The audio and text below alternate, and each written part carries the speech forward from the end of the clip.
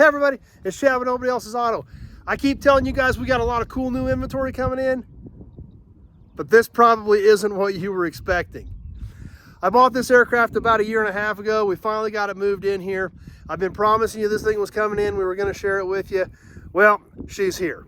So we've got a couple different segments on what's coming up in this video. We're going to show you the move. Yep, we just, believe it or not, threw this baby on a rollback and headed out here with it. Yep. My good friend Doug Ray helped me out with that. So we're going to show you the move, loading it at the airport, moving it out here, unloading it, and then we're going to take you on a full walkthrough on this super cool Beech. So, as you know, we usually talk about cars and trucks and memorabilia on here, but I'm a huge airplane fan. I'm not a pilot. I've had a couple lessons, but nothing that amounted to anything. But I always have loved aircraft. I think they're super cool. I love the technology. I love the designs, and I just love all of it. So when I had the opportunity to buy this Beech, I jumped on it. Now, it was ground damaged. It does have some damage that we're going to see throughout this video on the tail. It was caught in a high windstorm that spun the aircraft and caught a fence with the tail and severely damaged the fuselage. So the aircraft is no longer flyable, not really worth making flyable. Obviously, the engines have been removed. We do have the wings. The wings are over there. We will be getting those back on and eventually hope to get this thing moved out onto the highway out here at the front of the yard. So obviously not a cool old car or truck tonight, but something that I really dig and I'm really excited about. So I hope you enjoy it too. So stay tuned, check the rest of this video out, the move, the full walkthrough, and we'll learn a little bit more about this Beech and the Twin Beech's place in history. Because it's a very interesting story on this aircraft and everything that these airplanes were used for in their long production run. So super excited about it. I hope you guys enjoy it. Be sure to check it out. Definitely click that subscribe button. We got a lot of cool stuff coming up. And let's go check out moving this aircraft and take a good look at her.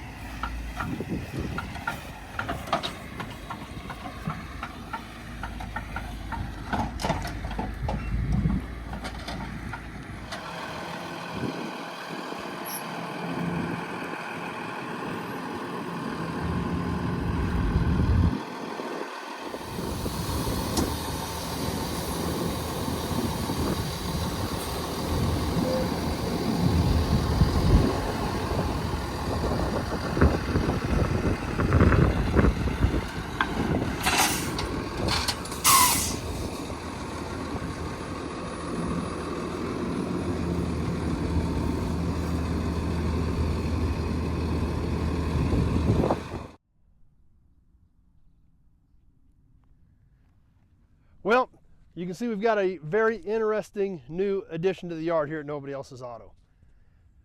Twin Beech, a Beechcraft 18 airplane. Now, people ask me, why'd you have an airplane? Well, I didn't have an airplane. Had an opportunity to buy this airplane, and I love airplanes, so I thought it'd be great to have an airplane at the yard. What am I going to do with an airplane? This airplane is not flyable. It was damaged in a ground accident, but I think it's going to look super cool out on the highway. After I get the wings back on this thing, park it out on the highway, I don't think anybody's going to miss this thing. But these are super great airplanes. They have a very interesting history. These planes were actually developed in the 30s by the Beech Corporation of Wichita, Kansas. Started producing them in 1937, produced them all the way up to 1969. They made around 9,000 aircraft in that 32-year run. It is one of the most widely used civil aircraft ever made, and it's used for a little bit of everything: executive, utility, cargo, passenger, and was manufactured in so many different configurations: tail wheel, nose wheel, skis, floats, and was even used in the military. So kind of crazy that this was such a diverse plane. They were used during World War II as light transports, light bombers, trainers, photo reconnaissance, and even motherships towing targets and things like that. And in fact, it's estimated in World War II, 90% of all Air Corps bombardiers and navigators trained in a Beech 18. After World War II, it kind of became the aircraft for the business world, as well as a feeder airliner for airlines who would use them on short runs to transport passengers. They were also used for aerial spraying, fish stocking, aerial firefighting, airmail delivery, ambulance service, movie production, skydiving, freight, weapons, and Twin Beeches were even used in a less well-known industry. They were well known for drug smuggling. Believe it or not, in fact, our good friend has one of these on display in Beaumont, Kansas at the Beaumont Hotel that was actually a documented drug smuggling Twin Beech. So, super interesting history on these planes. Very well known, very well used in many different areas.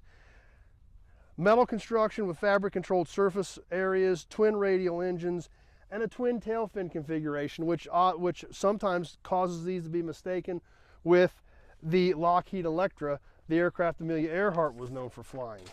So something that, even though the Lockheed was larger from a distance, they did kind of look very similar. During the war, these were used by both the Army Air Corps as well as the Navy in different configurations as AT-11 Kansans, C-45 Expeditors, F-2 Expeditors, and even the Navy used them in various aspects as well. And these planes were even used during Vietnam, believe it or not. So a super interesting, super long lifespan for the aircraft commonly known as the Twin Beech. This particular aircraft is believed to be about a 1959 model. It is an E-18S is what this aircraft was.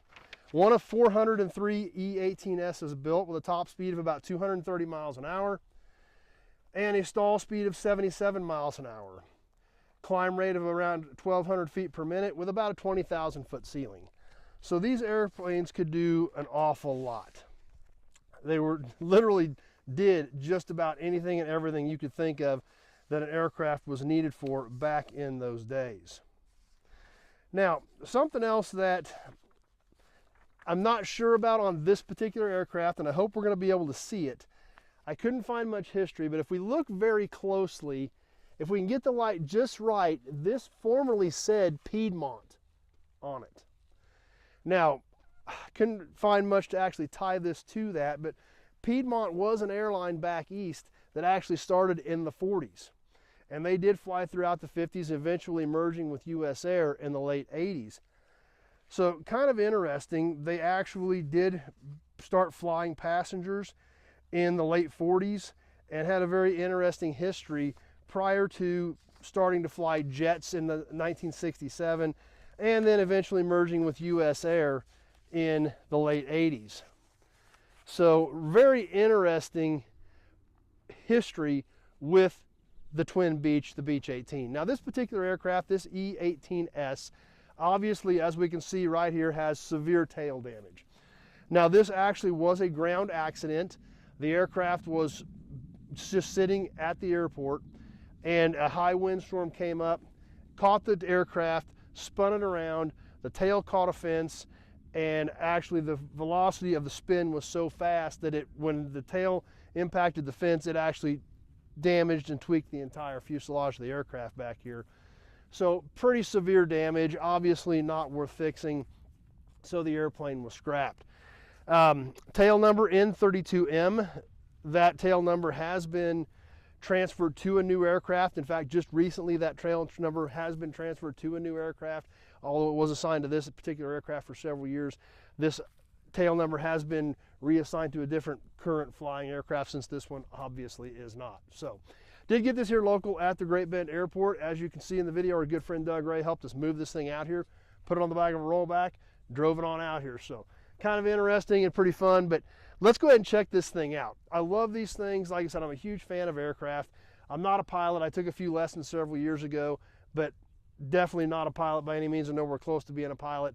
But I do love aircraft. I love the history they represent. I love the technology they represent, just like the reason we look at all these old cars and check out all the old cars we find. This particular aircraft, like I said, not sure the entire history, but the Piedmont lettering sure looks interesting, and I bet this thing has some absolutely amazing stories to tell after flying for all those years. Now, like I did mention, we do have the wings for this aircraft. They're right over here. We'll go check those out. I do want to get the wings back on this thing before I set it up for display. This is going to be a pretty big bird. The wingspan, once I get the wings back on, is going to be close to 50 feet. So when we get this thing moved out towards the highway, I don't think anybody's going to be able to miss it. So here are both wings ready to go back on. Just have to get them reconfigured and get them repinned back onto the aircraft. We take a look at it from here. Obviously, she was a tail dragger. We can see the two main landing gear on the front, and if we peek back towards the back, we can see the tail wheel kind of rolled up under the back of the aircraft from the damage in the windstorm. Obviously, we can see our engine mounts right here on the front.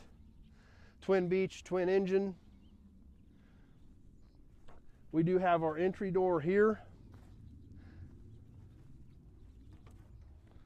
And let's go ahead and take a peek inside of here. Inside, there's a lot of spare parts, things like that. They did salvage what they could off of this aircraft. There's a lot of extra bits and pieces and extra parts laying around inside of it. A lot of this did have some fairly current avionics in it when it was damaged. A lot of that has been removed. So let's go ahead and take a step up into the cockpit.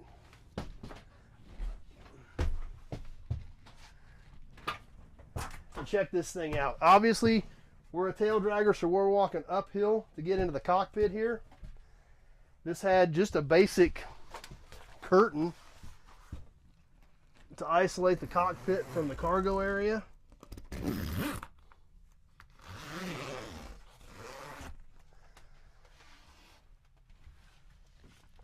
And up here, we can see that a lot of this stuff has been removed, a lot of the radios and stuff, because like I said, this plane was flying, had current avionics in it, so obviously a lot of that stuff wanted to be used and saved in other aircraft.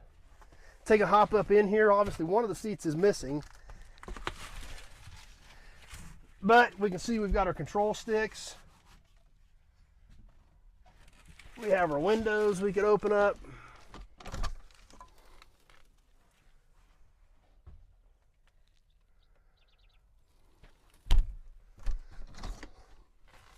Obviously would have had another seat here, but there's a lot of cool stuff when you start checking these things out.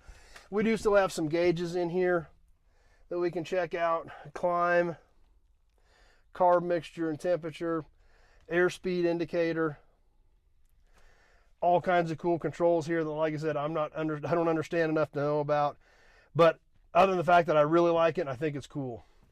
Flap controls, manual landing gear or flaps. Believe it or not, this actually goes in and out. You could do flaps or manual landing gear with that lever or crank. Rudder tab. Just a lot of neat stuff. Especially when you're an airplane fan like I am. Now some of you guys may not care, but being a huge fan of airplanes, I think this thing was super cool. And I'm not an expert on them either, and I'm sure there's a lot of Beech experts out there that are going to know a heck of a lot more than me that will probably correct me on a lot of this stuff, but I love it and I'm excited about it, so we're going to share it with you. Let's hop out of the cockpit, head back here to the cargo area and see what else we got laying in this thing. This is actually the panel from under the belly that we took off because we had to get these, I believe these were airspeed indicator tubes. These were sitting or hanging off the front of the aircraft. We didn't want to smash them when we put it on the rollback, so we removed these prior to loading it. Lots of other miscellaneous pieces here as this plane was taken apart, trying to save what could be saved for other aircraft. More control stuff. Panels, covers. Ooh, these are cool. Check these out. Beechcraft. There's another one back there too. Let me grab this one. Super 18. Sweet. That's cool. I'm glad I found those. I don't know if there's anything else that cool in here or not, but those are pretty cool.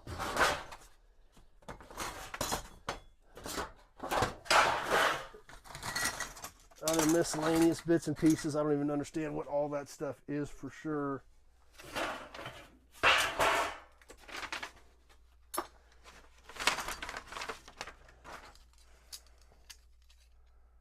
Fabricated by Arco Sheet Metal Company, Lockheed.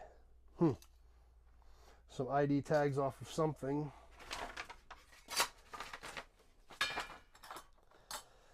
So, anyway, so we can kind of see, you know, obviously this was not currently set up for passengers. I believe this was hauling cargo when it had the ground accident.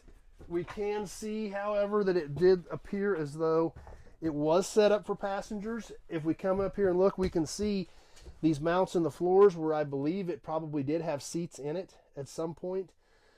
And maybe this was an early Piedmont passenger plane. You know, who knows? You know, the little bit of research that I did do, you know, couldn't find anything that specific about it. But the thing obviously had Piedmont on it at some point in time. So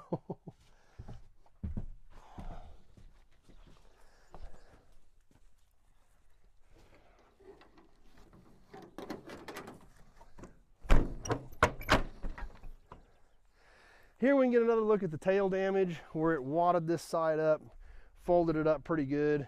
We see our tail wheel hanging down underneath there.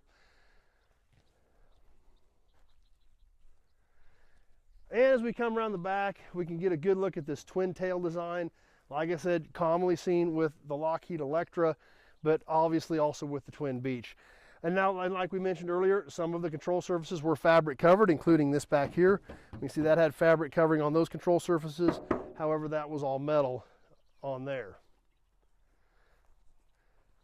Take a step back, we get a good look at the fuselage. We can also really see to the extent of that tail damage from when this thing was blowing into the fence. So it spun around hard, and when it caught that fence, it definitely wiped out the aircraft. But that gave us the opportunity to purchase it, bring it in here, and I think it's going to make a great display piece. So, really excited about this thing. Hope you guys enjoyed it, and can't wait to get the wings back on it, get this thing moved up towards the front of the yard, and get it sitting out towards the highway. I think it's a great piece. I love the design of aircraft. I love the technology that aircraft brought in the 40s and 50s. How fast we advanced in design and technology throughout World War II, which these Beech 18s were an integral part of that. And, you know, it's believed to be about half of those 9,000 Beech 18s that were built were actually put into military use. So with 9,000 of these aircraft being built, you do still occasionally see them, just like the one I mentioned a little earlier at Beaumont in Beaumont, Kansas, at the Beaumont Hotel. The Barry Seals drug running plane is there. We'll put a link in here for that.